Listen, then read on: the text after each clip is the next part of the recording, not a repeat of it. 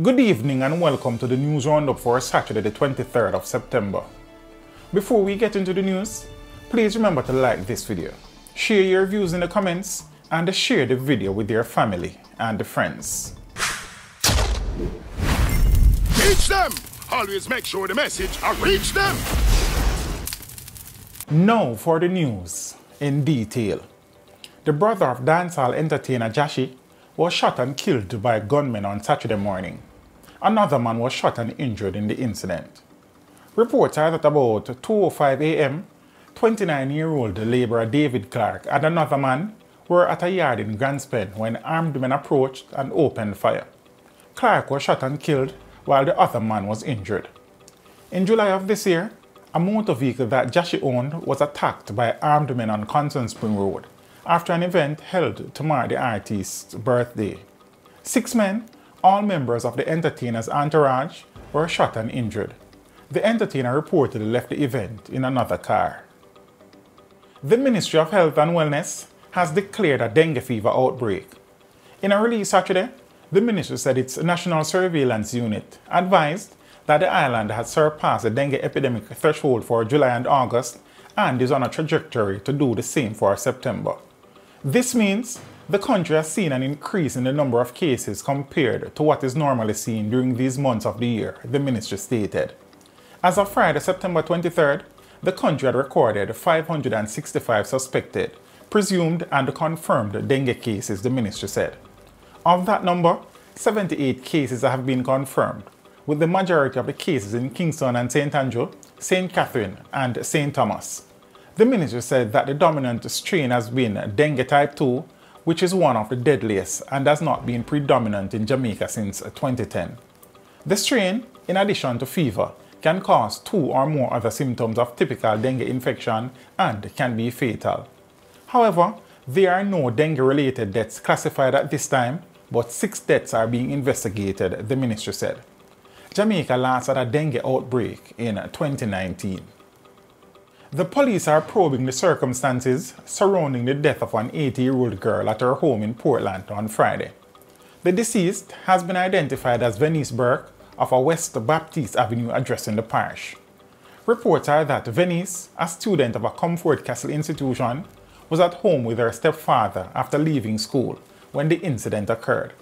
It is understood that the stepfather stated that he was in the front of the yard along with another man making a bedhead when he saw Venice outside without shoes, with a plastic bag in her hand. According to the stepdad, he sent the girl back inside the house to put on her shoes. It was reported that when the stepdad did not hear from Venice, he went to check and saw her lying on the floor, unresponsive, with the plastic bag over her face and in a pool of urine. He made checks inside the house but did not see anyone. He reportedly took the child to the Port Antonio Hospital where she was pronounced dead. The Port Antonio police are investigating. Gunmen posing as cops murdered 3 men on Chisholm Avenue in St. Andrew on Saturday morning. The dead men have been identified as 28-year-old Mason Alex Ricketts, 31-year-old Nava Ricketts, also a Mason, and Ricardo Henry, otherwise called Rasta, a 48-year-old delivery man. The deceased are all from the same address on Chisholm Avenue in Kingston 13. The Ricketts are brothers and Henry is their cousin, the police said. Reports are that around 1:15 a.m., 3 men armed with rifles and posing as police officers entered the premises and took the 3 men from their house. It was further reported that the gunmen led them at gunpoint to another house on the premises, where they opened gunfire, hitting all 3 men in the upper body, killing them on the spot. The gunmen then made their escape on foot in the area. A primary school teacher is dead and 7 others, including 2 Americans, are hospitalized in serious condition following a motor vehicle crash on the Fonthill Main Road in St. Elizabeth Friday morning.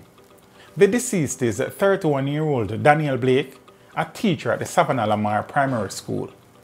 Reports are that about 11 o'clock, Blake was among passengers in a Toyota Wish traveling from Black River to White House when the vehicle collided head-on with a truck with 2 American visitors aboard. The police say the American who was driving the truck failed to keep left and crashed into the loaded taxicab. Blake died on the spot. The St. Mary police have charged one of 2 suspects who attempted to carry out an armed robbery in the parish 3 weeks ago. 39-year-old Alwyn Edwards, otherwise called Bull of Sport Road, Islington, has been charged with shooting with intent, possession of a prohibited weapon, unauthorized possession of ammunition, and using a firearm to commit a felony.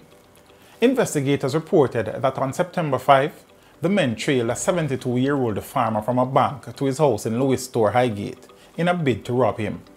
The farmer realized that he was being followed and raised an alarm.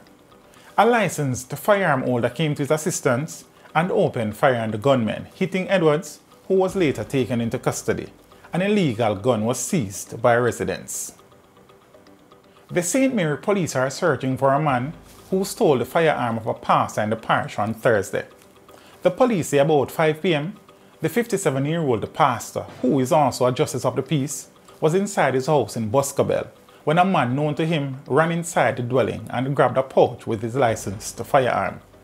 The man made off with a weapon loaded with 17 rounds of ammunition. In business, the Jamaica Promotions Corporation JAMPRO is removing its exporter registration requirement effective October 1. JAMPRO says this will simplify the country's export procedures, allowing people to directly send goods overseas through the Jamaica Single Window for Trade, J-Swift, and Asicoda platforms.